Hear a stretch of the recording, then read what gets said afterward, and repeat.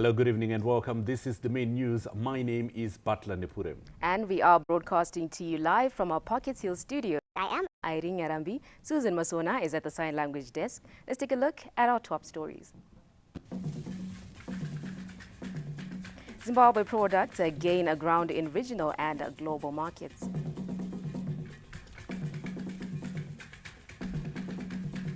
We will hear from analysts as the Reserve Bank of Zimbabwe injects over US $1.5 billion to support the Zimbabwe ZiG. In other news, rural districts are prioritized in health workforce expansion drive. Later on in our look at sport, experts speak on Zimbabwe's T20 World Cup run. They say it was a pivotal run that needs to be celebrated. Now we start off with our leading story. Now, Zimbabwean products are making a big impression on regional and international markets.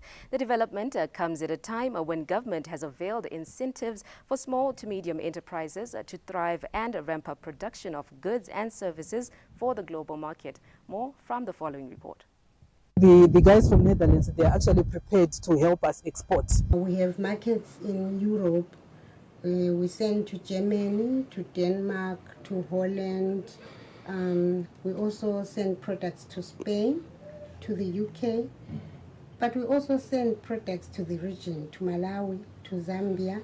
We've sent products to Turkey as well. President Emerson Mnangagwa is on record calling for exporters to be innovative through the adoption of new technologies to expand export earnings. Under National Development Strategy number 2, export growth must be inclusive and help improve the quality of life for our people. Our national development philosophy is leaving no one and no place behind.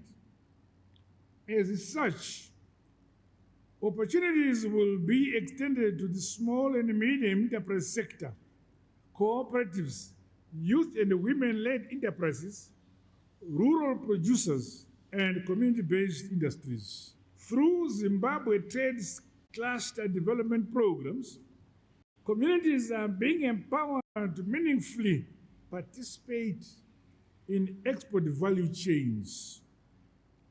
This is how exports must translate into jobs, incomes, broad-based economic empowerment, and sustainable development.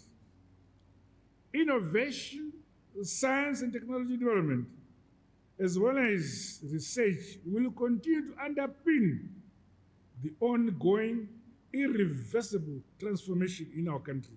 There is need for deliberate programs to improve the use of digital platforms and new technologies to grow our exports. Government continues to address the ease of doing business to enhance profitability among business people as well as exporters. Exports have continued to surge over the years, and in 2026, stakeholders are expecting a jump from the previous year's numbers. Bruce Chawanda, SABC News, Harare. Right, the first group of the presidential amnesty tested freedom today under the clemency order number 1 of 2026. Over 3,000 prisoners were released.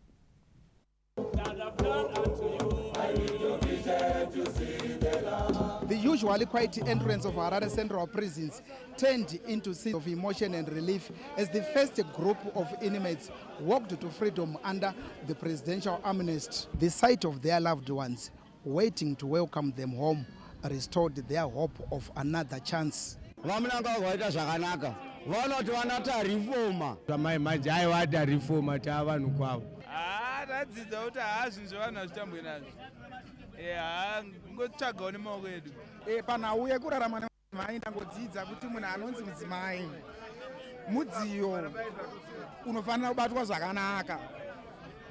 Mudzimai haafaniri kushungurudzwa. For the relatives, the joy of seeing their loved ones was overwhelming. Tiri kufara vabetserawo nokuti vakadzi mudzimba vana vanga kusiwa patototenda kuti amuna ngwagwa mushabva kuti vana vaende vanochengeta mhuri.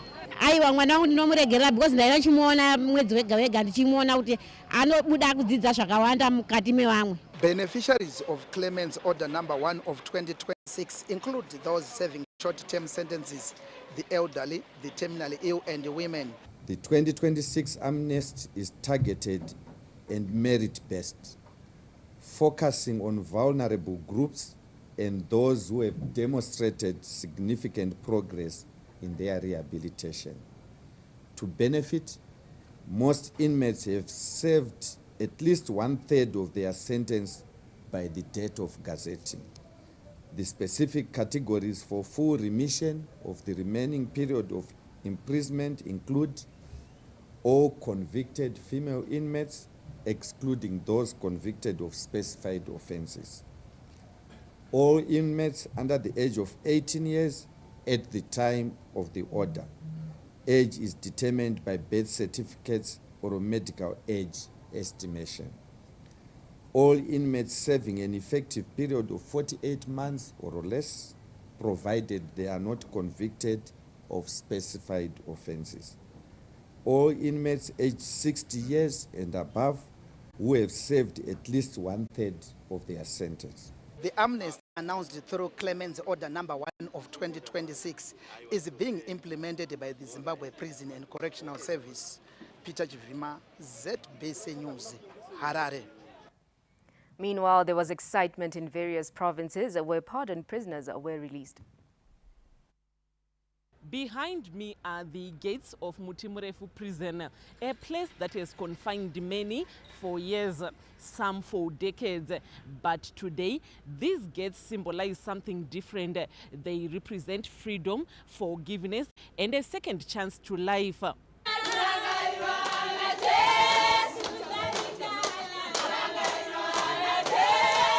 Among those who were released today is Gogo Betima Siwa of Bikita, who said she's looking forward to seeing her grandchildren and she has learned her lesson.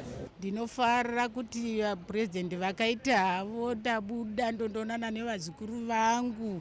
Ndinoti Mwari wakatiropafadza.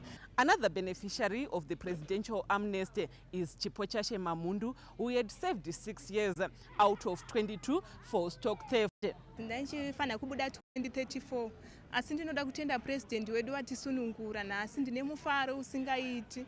Ndinoda kutenda zvakare maskills ataita muno mujere. After acquiring various skills, many who were released from prison today under the presidential amnesty are looking forward to embark in income-generating projects. Vakuru vanoti wowa yafamba kamwe haiteiwo, saka tinoona kuti zvataitigwa izvi taregeregwa vachiti tigone kudzokera mune vamwe, tinoitawo zvinhu zvinotipa kurarama. Zvindadzidza kuti kutengesa doro sina license hakuna kunaka, nekunamata chaiko ndadzidzawo ndiri mukati meino nzvimbo. As these men and women step back into the society, the real journey begins, rebuilding trust and rewriting their stories. As the prison gets open, it's a sweet test to freedom for these men and women who were inmates here at the Chirezi prison. They have been given a new lifeline through the presidential amnesty program. It was an emotional family reunion for Primrose Musisinyani as she welcomed her mother to the land of freedom after she served 5 months for bribery. Dada ni mkuru wenyika edu atinzwisisa shuwa tasingatendere maibuda angu kupera kwa mei but ya zvakashata vana kumba kwa vechikoro vasingachatoendi kesine ngopu chinoendera president waena emasonda muzomunangagwa uyichuchile ndomi ngari kuona jele itreni sotala nezvatakatsonga tasingafungira tingadai tiri panze saka tongotenda ndine mufaro ndakasevha 5 months amnestiwo ndobva yauyawo saka ndatenda baba vedu vamunangagwa pamavhoti ticharamba tichingoti pamberi navo. This day will forever be engraved in the hearts and minds of these former inmates as they have been given another chance. Right, in other news now, Zimbabwe has taken a significant step in strengthening its international relations after signing a joint communique with the Solomon Islands to formally establish diplomatic ties. Now, the agreement was sealed in Honiara as Zimbabwe intensifies its campaign for a non-permanent seat on the United Nations Security Council for the 2027 to 2028 term. The historic signing ceremony marks the beginning of formal diplomatic relations between Zimbabwe and the Solomon Islands, a move set to enhance cooperation between the two nations. Solomon Islands Foreign Affairs and External Trade Minister Honorable Peter Chanel Agovaka reaffirmed his country's support for Zimbabwe's bid for a non-permanent seat on the UN Security Council, stating his confidence that Harare will advance the priorities of developing countries and strengthen multilateral cooperation. As we embark on a journey together, we recognize that strong partnerships are built step by step. As they say, Rome is not built in a day. But through open communication and strong cooperation, we will build this partnership step by step. Solomon Islands is pleased to support Zimbabwe as the official endorsement candidate for the African Group.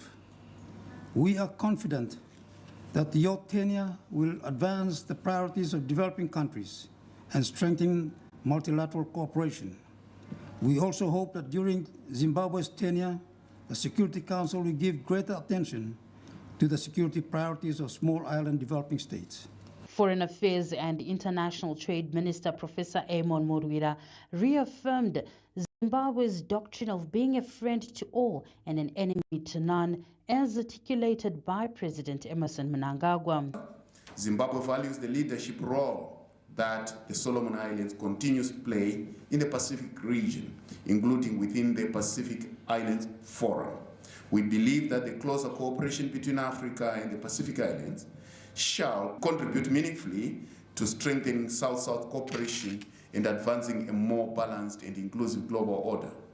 We wish to reaffirm Zimbabwe's commitment to deepening bilateral ties with the Solomon Islands through a structured relationship. We look forward to establishing the Zimbabwe-Solomon Islands Joint Permanent Commission on Cooperation. The development is expected to open a new chapter of friendship and structured partnership between Harare and Honiara, grounded in mutual respect and shared development goals.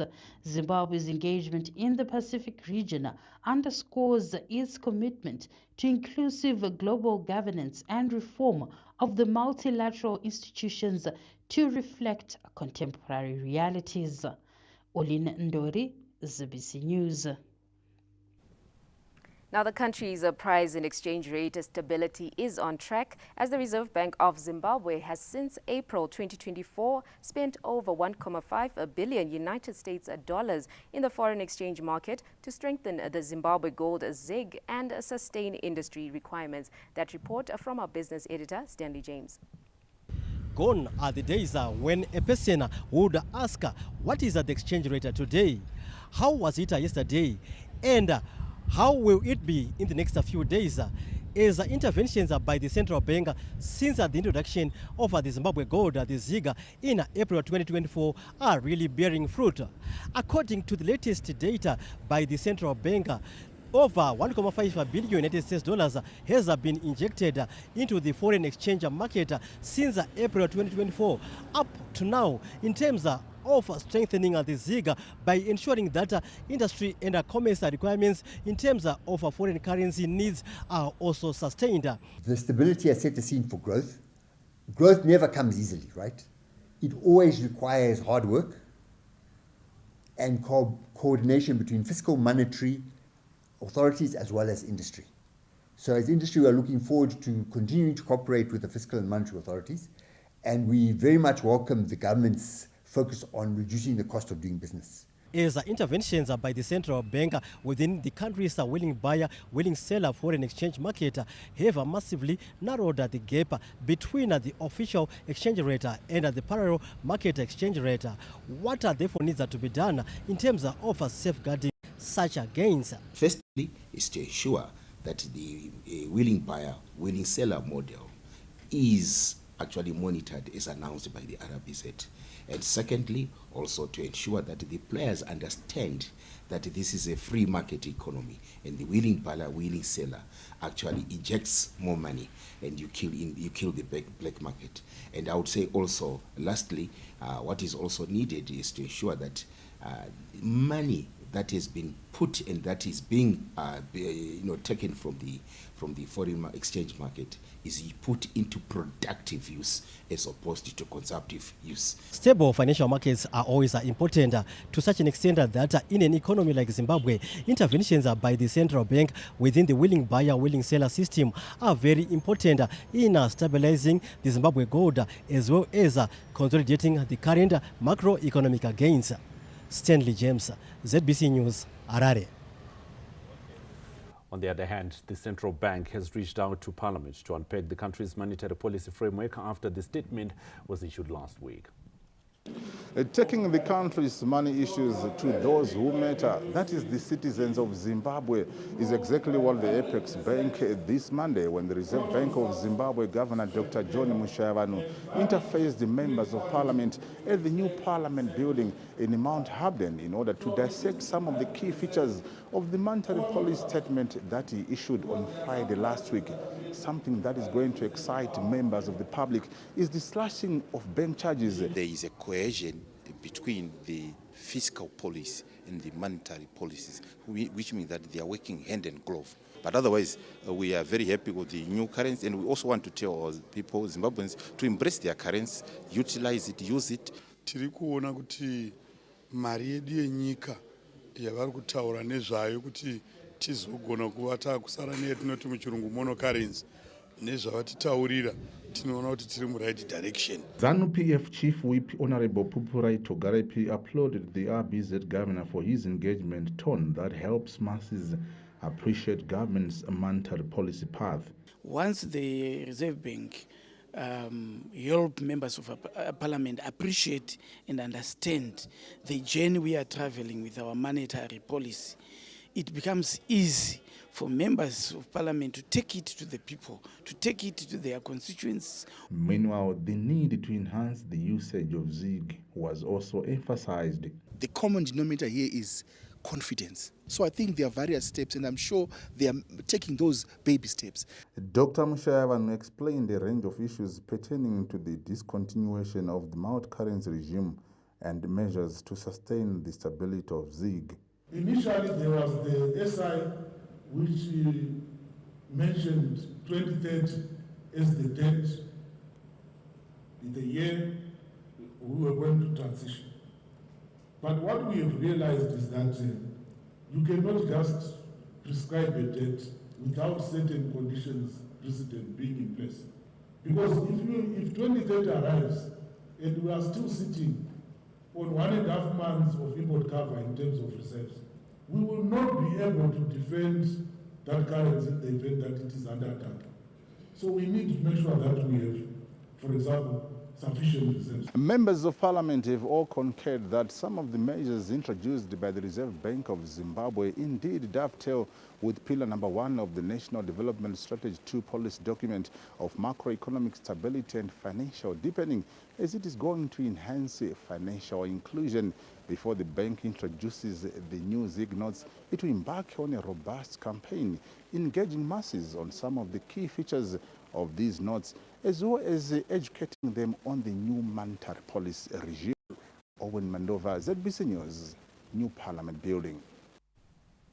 Over 40 tobacco contractors have been licensed to buy tobacco this season amid revelations that farmers will not be allowed to sell the golden leaf without a biometric registration.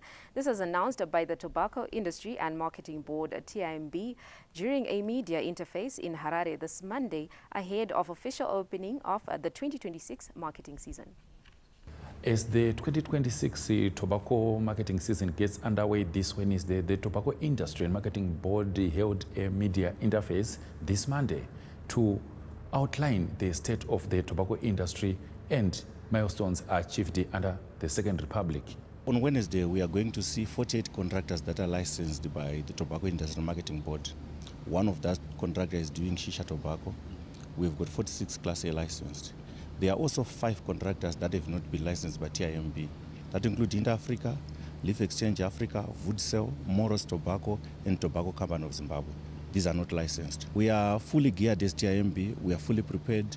Growers should freely bring their tobacco for sale. On the issue of side marketing, TIMB head of ICT, Mr. Edson Nemachena, revealed that the launch of the biometric system has recorded great success with almost all farmers now registered under the new tobacco policy. To date, we have registered 147,162 growers that we have enrolled on our biometric application. So this is actually more than the active growers we normally have within a season. So what we are now going to do in terms of enforcement as we start the selling season, TIMB is going to request each and every grower who is going to sell tobacco to have been enrolled first before they can sell tobacco. So no tobacco grower should be able to sell their tobacco in any of the selling points within our jurisdiction without biometric enrollment. The official opening of this year's tobacco marketing season will be done here at the tobacco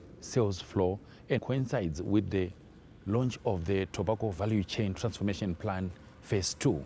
Tendai Mwenengwa, ZBC News, Harare. Meanwhile, Zimbabwe's tobacco industry is surging ahead with the record-breaking deliveries and rising export earnings, drawing a new wave of growers and contractors. As the 2026 tobacco selling season starts in 2 days, optimism is running high across farming communities in Mashonaland Central Province. The phenomenal success of the tobacco industry is attracting new players eager to cash in on the rich pickings in the sector. In 2025, Zimbabwe recorded deliveries of over 290 million kilograms of tobacco, generating more than $1 billion in export earnings, the highest output in the country's history. Guruve farmer Joshua Makore provides a perfect example of the success in the industry. In only his second year of tobacco farming, the grower is on the verge of recording 3,000 kilograms from just 1 hectare of the golden leaf. Improvement yedu yakati simbezo kutetiwo kuma 3000 kgs nomhiri kuti nogona kusvika ndichiono mamiriro akaita mbeu yangu nokujara kwandikaita nenguva. Not to be outdone, new contractors are also joining the lucrative industry. Aqua Tobacco only started contracting farmers this year but expects to deliver 2 million kilograms to its off-taker after contracting a sizable number of smallholder tobacco farmers. So far we are very happy with the progress. Takazikuita 1,000 growers. Tine target yokurudisha 2 million kgs zefodya. Itinofanira kupa off-taker wedu watakaita contract nayo. Government attributes the exponential growth of the industry to the conducive environment of doing business created by the Second Republic. Chidzidzo chiri pano chakakosha zvikuru tichitarisa urongo hwapurezidendi hwekuti panofanira kunge pane ease of doing business, kuti hazvifanira kuomera munhu anenge ane chidoka-doka chekuita business kuti apinde kuita business rake. Tichitarisa pano ifodya iri mumaruwa yakamira zvemhando yepamusoro zvakava zvisingaitike kubva kare. With 2 days to go before the auction floors open, farmers are putting final touches to their bills, contractors are mobilizing logistics, and expectations are high that the 2026 season could surpass last year's historic milestone, further cementing tobacco's role as Zimbabwe's leading agricultural export and key driver of rural incomes and national economic growth. Tapiwa Machemedze, ZBC News, Guruve. Now, more than 200,000 farmers in Masvingo province are set to benefit from 7 AI-powered smart silos under construction at the Rutenga Grain Marketing Board GMB depot in Mwenezi. The silos, which have a combined 56,000-ton storage capacity, are expected to be completed by August. This is work in progress. The construction of AI-powered silos here in Rutenga is progressing well, with construction expected to be completed by August this year. This is one of the 14 sites where such kind of silos are being constructed. This is in addition to the smart silos in Mutare and Kwekwe, which were commissioned last year and are already fully operational as government is adopting modern ways for optimal grain storage. This government project aims to enhance food security by using AI to track moisture, temperature and levels to reduce post-harvest losses. Engineer Victor Bingura gives an update of the works at the Rutenga silos. And we've managed to erect 1, 2, 3 as of now. 3 out of 7 ma silos edu. Then pa 3 achona panemangwe 2 atulotanga to expect to somudza nasi for the installation process. He added that the silos are designed to be efficient and have more storage space. We have more capacity because these are 8,000 metric tons holding capacity of this. So now we are saying we have more storage. After storage, we are saying it's more efficient in terms of in terms of grain holding, and I know different types of grains. I see specifically made for chibage or barley or munga. Yes, so they are different in that regard. This $14 million United States investment is part of a broader strategy to ensure food security and enhance agricultural productivity. Fungai Jachi, ZBC News, Rutenga. Now, Constitutional Amendment Number 3 bill continues to gain support from residents and legislators in Mashonaland East Province, with advocates highlighting its role in ensuring the Second Republic completes Vision 2030.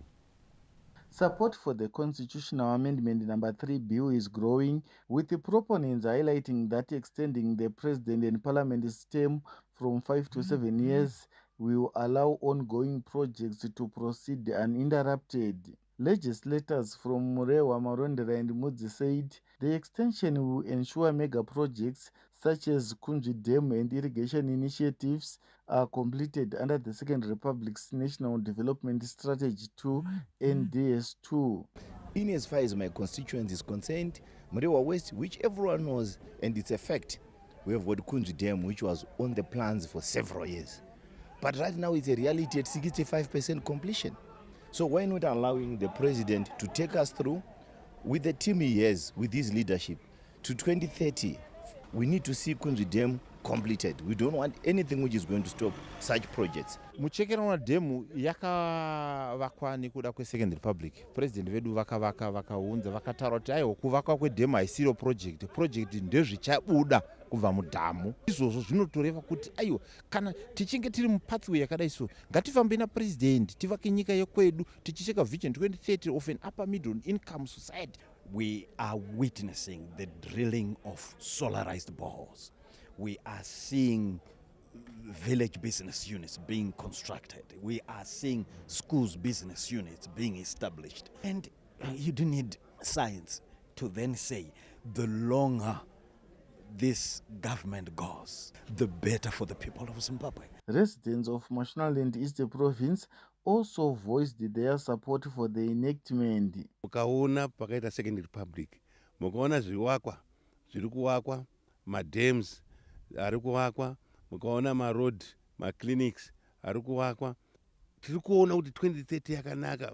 Vakaita migwagwa, madhemu zvakawanda saka havasati vapedza. Tiri kuti vaMnangagwa vapedzise zvavakatanga. Mazvizhinji zvinodistreka zvinotadza kubudirira nenyaya yemaelection. Saka tiri kutsigira ne2030. Constitutional Amendment Number 3 bill proposes several legal reforms, including extending the President and Parliament's term from 5 to 7 years and introducing a parliamentary process for electing the President. Kenya Sivuje, ZBC News, Marondera. Our government's recent ban on the export of raw minerals is anchored on the vision to value add its resources and get more value from them. More from the following report. Last week, government took a tough stance to protect the country's vast mineral resources when the Minister of Mines and Mining Development, Honorable Polite Kambamura, announced the suspension of all exports of unprocessed minerals. Zimbabwe's stance has ignited similar moves by other African countries, but government has also emphasized that the ban is extended to other key mining commodities. This suspension includes all minerals currently in transit. To this effect, ZIMRA, MMCZ, and all regulators are advised to observe this suspension without exception. Government expects cooperation of the mining industry on this measure, which has been taken in the national interest. The Ministry of Mines and Mining Development will be engaging the industry in the near future on the new expectations and the way forward. Zimbabwe is endowed with vast mineral resources that include gold, diamonds, platinum group metals, and lately lithium, which are the country's top foreign currency earners. Now, a retired senior army officer, Brigadier General retired Jonathan Willie Hungwe, has died. Commander Zimbabwe National Army Lieutenant General Ashawot Tafmani confirmed through a statement that Brigadier General retired Hungwe died on the 26th of February in Rutenga, Masvingo Province. He said a funeral parade for the late will be held at 4 Infantry Brigade in Masvingo tomorrow. Mourners are gathered at Subdivision 3, Akko Range in Mwenezi. Or do remember that there are more stories on our website. You're free to visit that website. It is www.zbcnews.co.zw. We are also available on social media, all platforms, and the handle there is ZBC News Online. Now for more stories to expect in the bulletin. Rural districts are prioritized in health workforce expansion drive.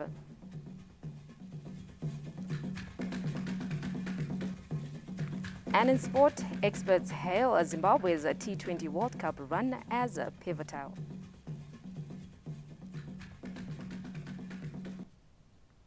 Well, be sure to join us for that and a whole lot more when we come back.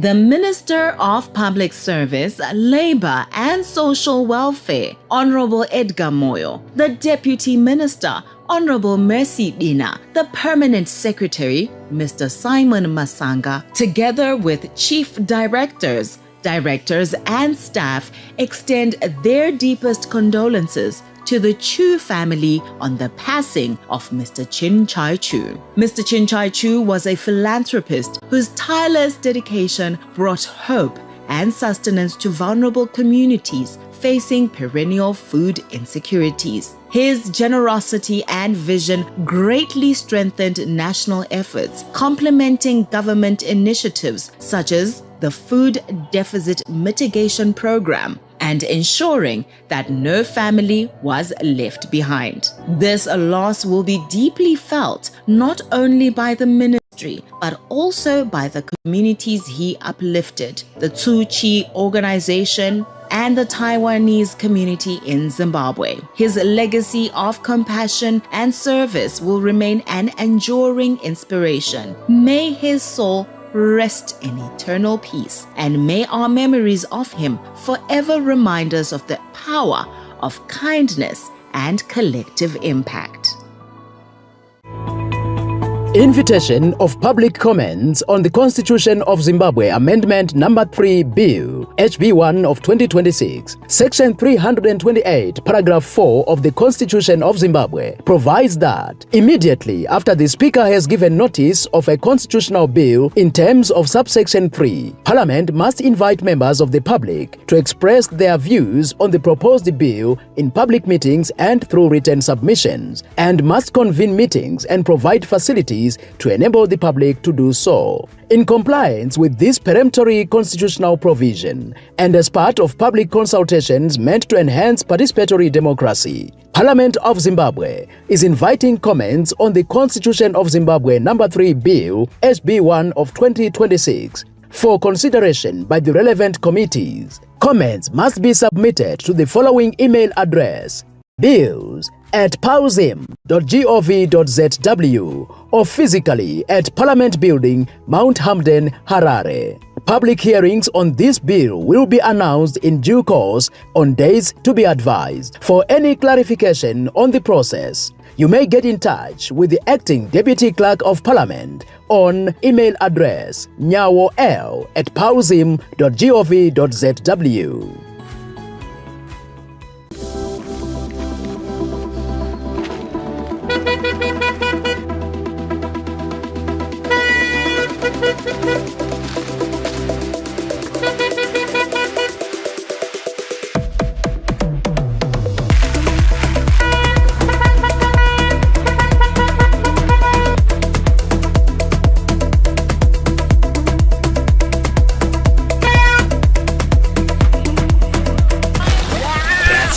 Internationally acclaimed Cheetos Puffs and Cheetos Rings are now available nationwide in 5 new flavors. You just can't stop at one. Every day, Africa's financial institutions protect something priceless: trust. Trust to move money safely, keep economies running, and support customers whenever they need it. But the landscape is shifting. Security threats are rising, regulations are tougher, and customers' expectations are higher. Downtime is simply not an option. That's why financial institutions need infrastructure that is secure, resilient, and built to scale. Liquid Intelligent Technologies powers Africa's financial sector to operate safely, efficiently, and without interruption. From branches to data centers and the cloud, we deliver mission-critical connectivity with 24/7 operations that detect threats early. With world-class data centers and continent-wide disaster recovery, Liquid keeps services online at all times. Our network drives fast, secure transactions so banks and fintechs can serve customers instantly. We build the digital foundation for Africa's financial future.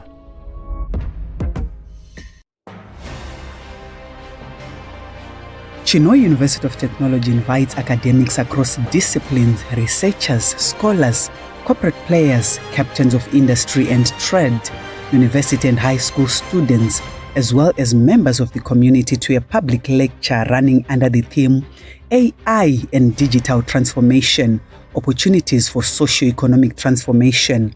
Our distinguished presenter is none other than Professor Atham Tambara. Please make a date with this engaging platform commencing at 1400 hours on the 4th of March 2026 in the Great Hall at Chinhoyi University of Technology's main campus. This is a not-to-miss game-changing discourse with an all-pervasive influence across various spheres of endeavor. Be part of this knowledge-sharing commitment in your cutting-edge ISO-certified university. See you there.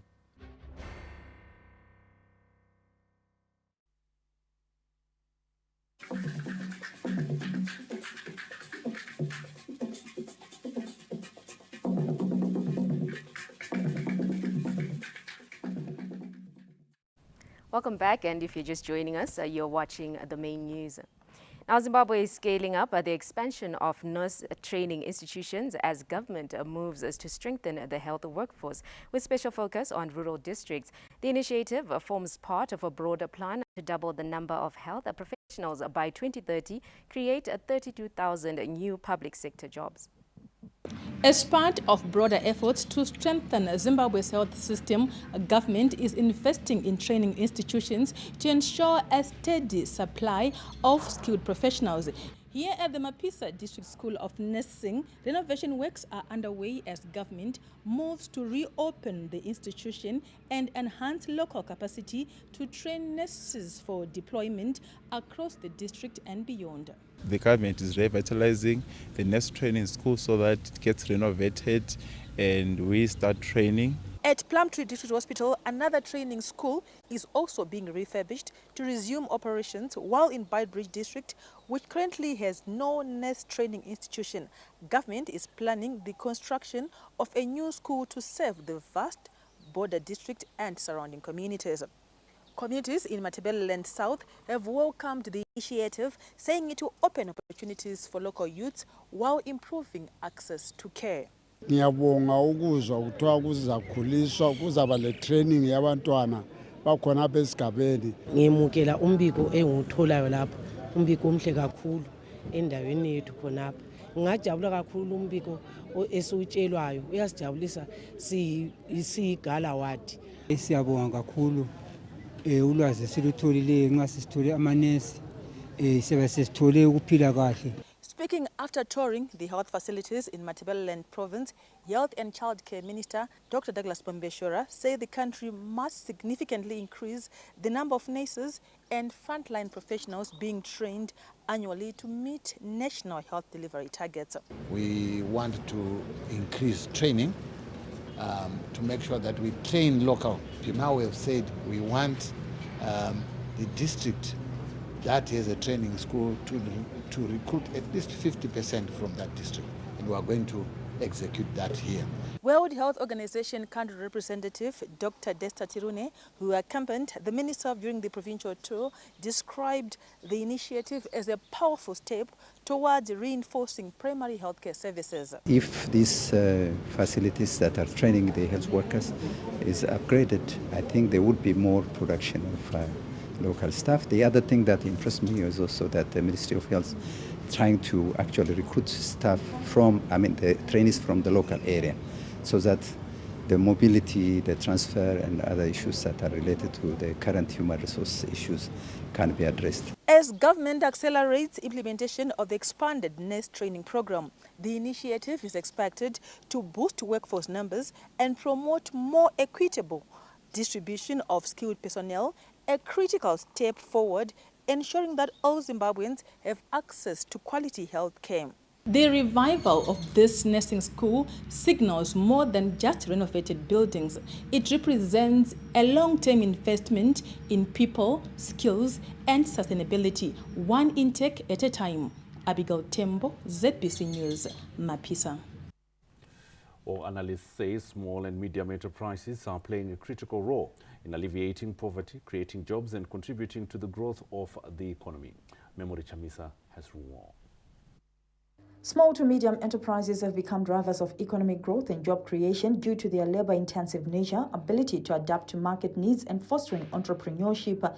This emerged during a lecture presented by Minister of Women Affairs, Community, Small and Medium Enterprises Development, Senator Monica Mtswangwa, at the Zimbabwe Defence Forces Staff College in Harare this Monday. We have just moved from NDS 1 to NDS 2, and we know that the pillars there are very strong in support of the SMEs. The SMEs in this country are bringing more than 60% to the GDP of this country. What that means is they need to be supported. We deliver that mandate to make sure that we give access to markets, we give access to finance, we give also the opportunity for them to comply and formalize, because when they formalize, they've got the SMEs will have permanent addresses, and when they've got permanent address, it means they will then be able to pay revenue. Senator Mtswangwa also noted how the government has created an enabling environment for the SMEs, from infrastructure development to financial support. So the president opening up the Mbari Msika, this is to provide a decent workspace for our SMEs.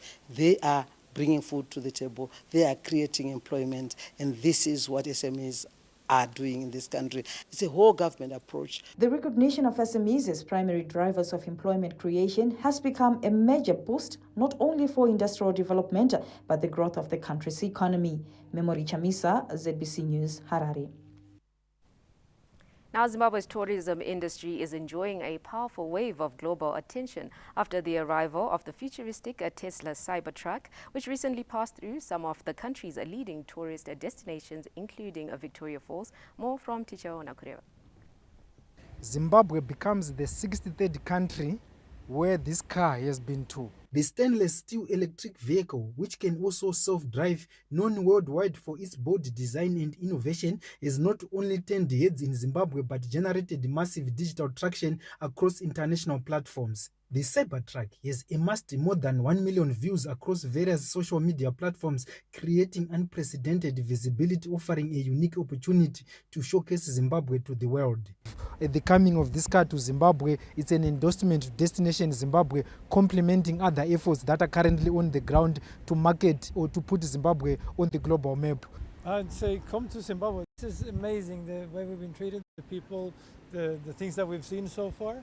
The Victoria Falls is absolutely fantastic. We've experienced this country, mostly the people, how welcoming they are, the beauty of the nature, the animals, and yeah, mostly the interaction with the people have been amazing, and the reception. As tourists, I guess we are tourists, we would 100% recommend Zimbabwe to the world, and that's what we're doing through our social media. Beyond promoting tourism, the visit is also challenging perceptions about road travel in Zimbabwe. We're also showing to the world that it's possible to travel through Zimbabwe in an electric car. which is something that is going to come in the future, but so far people are afraid to cross this country because they think it's impossible. So we are proving that it's possible to do that. As Zimbabwe continues to position itself as a premier travel destination, the unexpected but impactful visit by the Tesla Cybertruck has provided an added boost, placing Destination Zimbabwe firmly in global digital conversations and showcasing the country as both timeless in beauty and ready for the future. Zimbabwe is now on the map through this car. Tichaona Kurewa, ZBC News, Victoria Falls. The government has highlighted its intention to transform the journalism training system to adapt to the emerging artificial intelligence demands in the newsroom. According to the Thomson Reuters Foundation, over 80% of surveyed journalists use artificial intelligence tools, with nearly 50% integrating them into their daily work. And as Zimbabwe continues to transform its newsrooms, the Zimbabwe Journalism Educators Network held its inaugural National Research Summit to focus on artificial intelligence and journalism education in the country. Now, speaking on behalf of the Permanent Secretary in the Ministry of Information, Publicity and Broadcasting Services, Chief Director Jonathan Gandari outlined government's efforts in transforming the newsroom into a digital machine. We have developed the concept paper on artificial intelligence being spearheaded by the Minister of ICT. What we are doing is in each newsroom, we've asked them to launch a module on artificial intelligence so that they upskill our journalists. Presenting on reimagining African newsrooms and classrooms in the age of AI, Kenyan Professor Nancy Buka broke down a viable digital transformation process. It's time for us to upend everything that hasn't worked for us and, even think afresh. Organizers of the summit highlighted how the country's journalism education system should adapt to a responsible AI journalism ecosystem. We are moving away from the traditional way of our education, and we are here gathering to come up with practical solutions that may be impacted on our graduates. It is important to equip the journalists to make them relevant and to also ensure that in the training from the onset, they're able to adapt to what is obtaining. Now, the summit also focused on the role of policy and regulation in shaping the ethical use of artificial intelligence in Zimbabwean journalism. This will assist in mapping a framework that works in navigating the AI shift. Panashe Nagoli, ZBC News, Harare. Now, that report from Panashe takes us to a break. We will be back with some more news.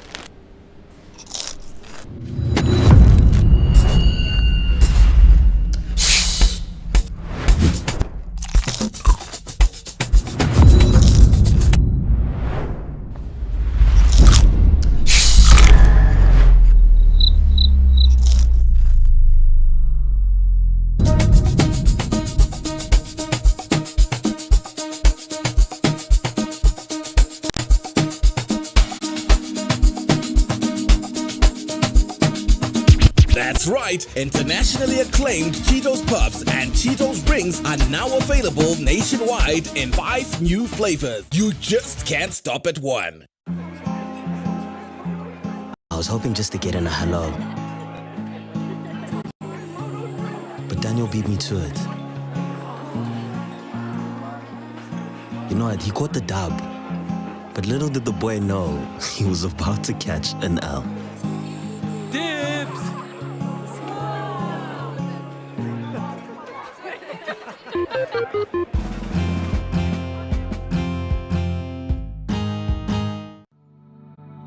Applications are invited for an apprenticeship training program with the Zimbabwe Broadcasting Corporation at Montrose Studios, Bulawayo.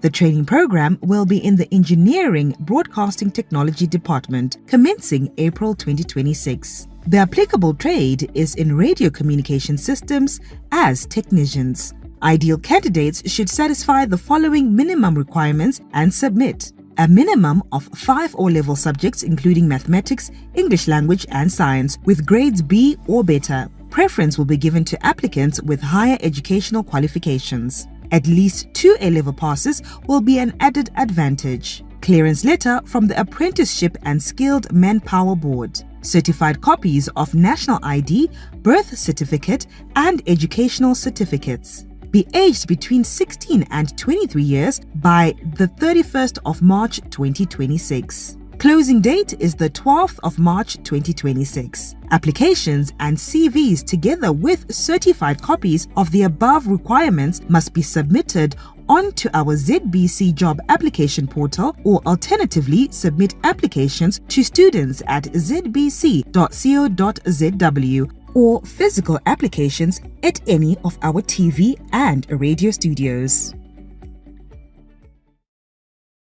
It's the Premier League, all on DSTV.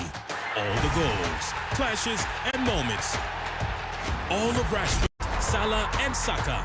The start is getting better and better and better. All in HD. It just makes no sense. Available on all these bouquets to choose from. To watch on all these devices. Stay connected for all the action. It's the Premier League, all on DSTV.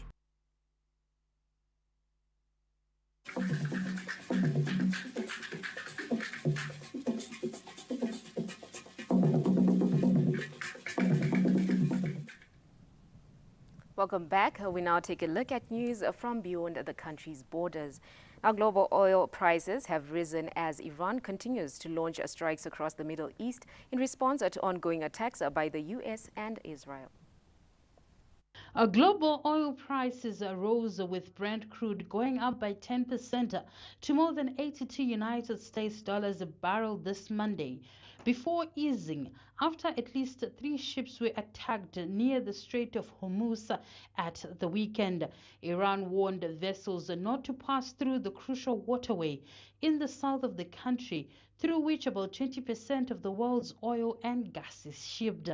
Qatar's state-owned energy company Qatar Energy says it has halted the production of liquefied natural gas after Iranian attacks on some of its facilities. Meanwhile, Iran continues to strike Israel and U.S. assets in the Gulf as the number of casualties rises across the region amid intensifying Israeli and U.S. attacks on Iran. Joint U.S.-Israeli attacks have left at least 500 people dead in Iran, while Security Chief Ali Larijani has refuted U.S. media claims that Iran has made a fresh push to resume nuclear talks with Washington. Meanwhile, reports say Russian President Vladimir Putin has expressed a readiness to use all opportunities to stabilize the situation in the Middle East during a telephone conversation with King of Bahrain, Hamad bin Isa Al Khalifa. U.S. War Secretary Pete Hegseth declined to give a timeline for the U.S.-Israeli assault on Iran, saying it is up to President Donald Trump to decide the length of the military campaign. Developments there on the international front hogging the limelight. In the creative sector, Zimbabwe's creative economy taking center stage as the Creative Economy Week rolls out a series of events across the country. The program spans Harare, Bulawayo, Masvingo and Victoria Falls, and it features animation, music, fashion, and showcases some dialogues. Organizers say the platform is designed to strengthen collaboration and position the arts sector as a key player in Zimbabwe's economy. It's a chance for creatives to come together, to connect, to create networks, as well as to collaborate. Creative Economy Week is going to be bigger and bolder. We are going to be connecting with creatives in Bulawayo. We are connecting with creatives in Masvingo, as well as Victoria Falls. So we are also going to have different art forms being showcased. In Bulawayo, we've got the Animation Day, which is happening on Saturday, which is something exciting for the young, and people that are really interested in the animation field. Especially, publishing is also still a very important subject that we need to discuss. So we've got visitors that are coming in from Nigeria. We've got Marvin Marvin Records. They are going to be also participating in a music camp. And also we've got another organization coming from South Africa to focus on publishing. And in fashion, we also invited some fashion designers from the UK and also from India, as well as Pakistan. Main News takes a break. We will be back with Lawrence Trusida taking us through the world of sport.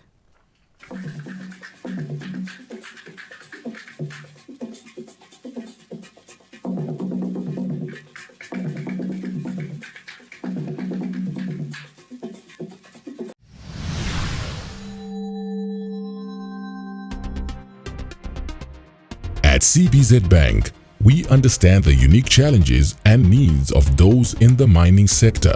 So we offer a comprehensive suite of financial services tailored specifically for this sector. Our lease finance scheme lets you easily acquire heavy mining equipment without breaking the bank. And with value chain financing, we help streamline your operations by providing funds for input suppliers and buyers within your supply chain. Need extra cash flow?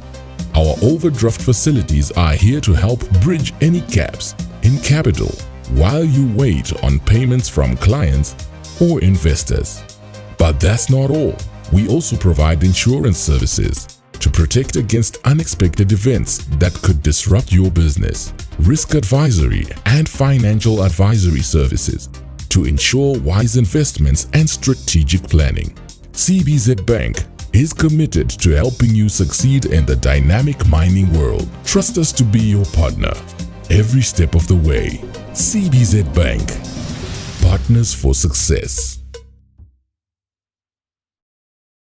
It's the Premier League, all on DSTV. All the goals, clashes, and moments. All of Rashford, Salah, and Saka. This start is getting better and better and better. All in HD. It just makes no sense. Available on all these bouquets to choose from. To watch on all these devices. Stay connected for all the action. It's the Premier League, all on DSTV.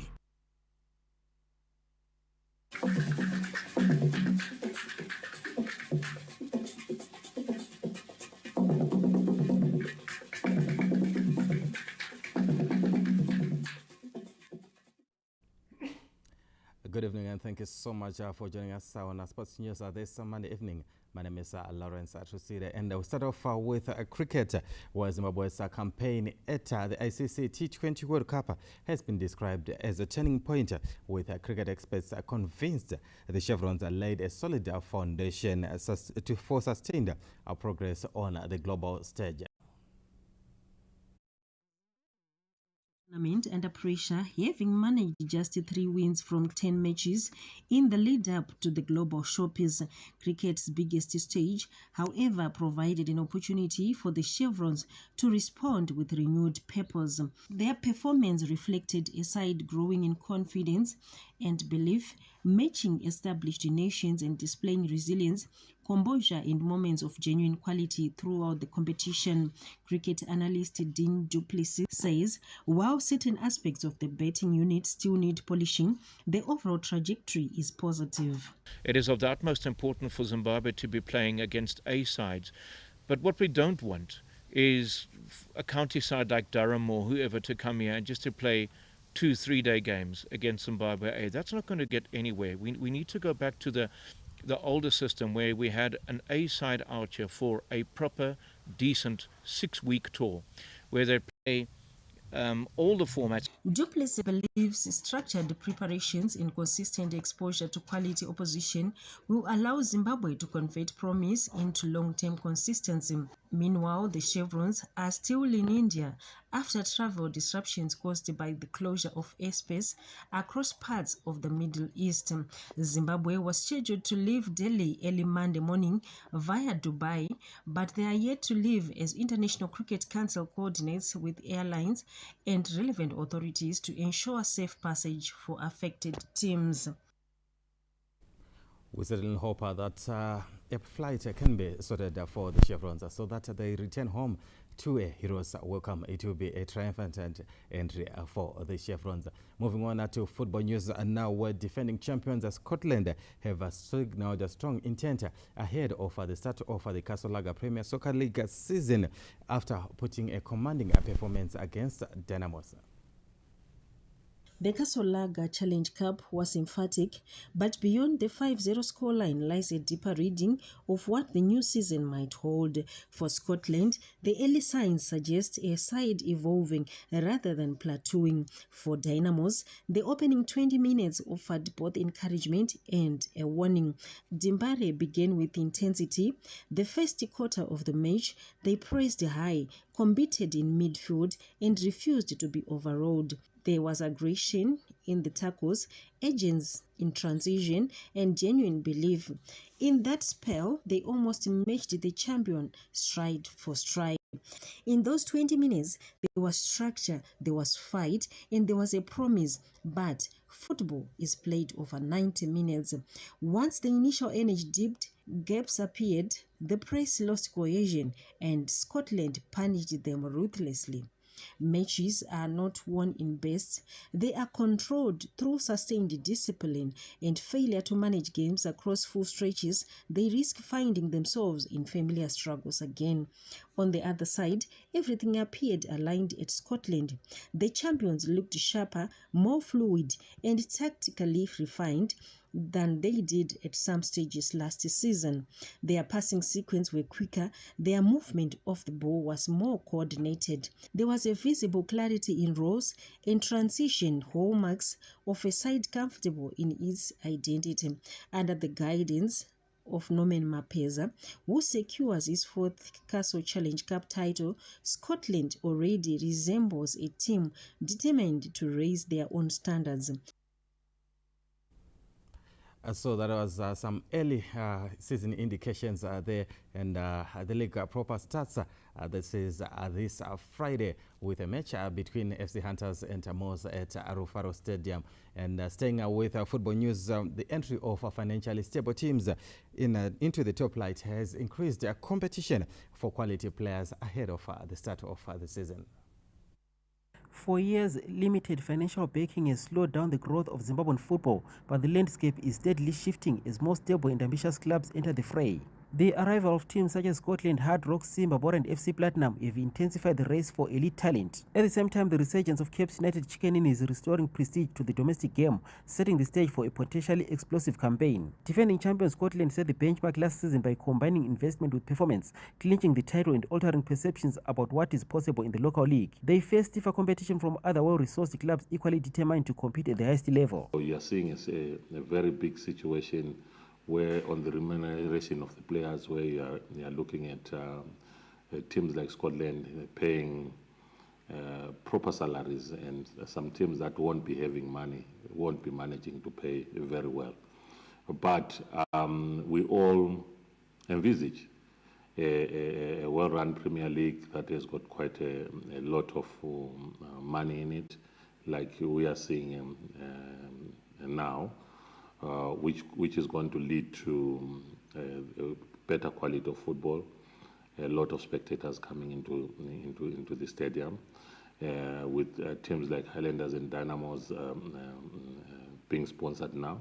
Football analyst Bukozimpof believes sound financial backing will help distribute quality across the league. I think the cash injection that most angel financiers or team owners are putting into the sport is something that we need to applaud as a sport-loving nation, because the cash injection just means that teams find themselves in better financial positions to be able to sign better quality players.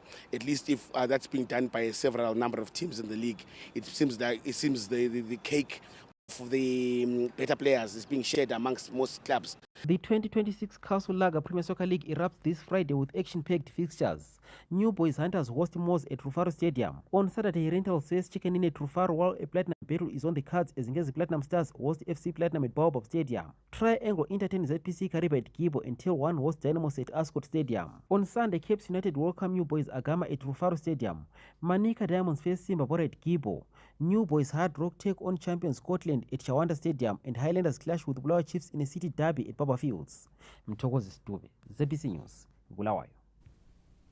Over the weekend, when the football erupts, the saying will just be Ratri Ratanga. That's all we managed to have for you on Sports News this evening. It's now time for the weather update.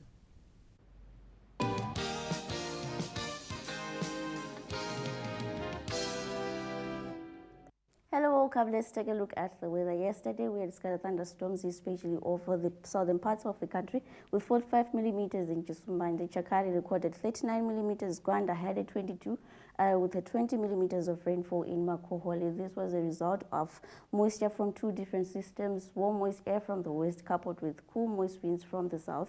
Today, we had mostly cloudy and warm conditions prevailing throughout the day with localized heavy pours in places. Now remember that when thunder rolls, go indoors, and we're expecting this thunderstorm activity to persist through Wednesday with partly cloud conditions in the morning becoming mostly cloudy as the day progresses, with scattered thunderstorms across much parts of the country. Now tonight we're expecting more conditions to prevail throughout the night with the highest minimum temperatures over the northwestern parts of the country with thunderstorm activity, especially over the central parts of the country with localized heavy pours in places.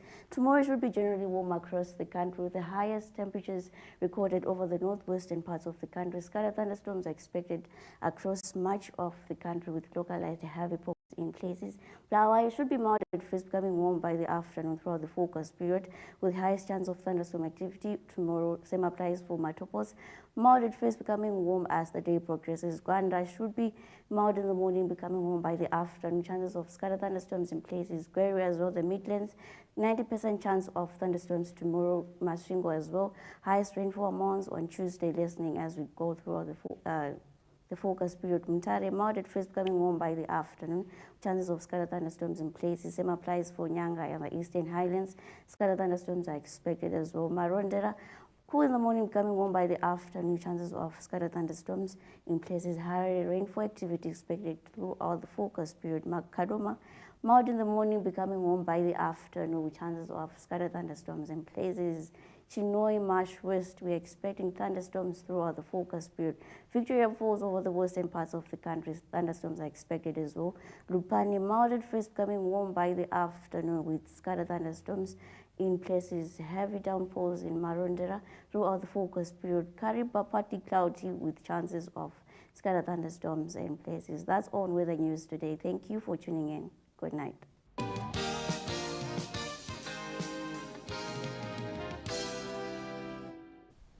Well, the weather report and forecast bringing us to the end of tonight's main news. Yes, enjoy the rest of your viewing. Good night.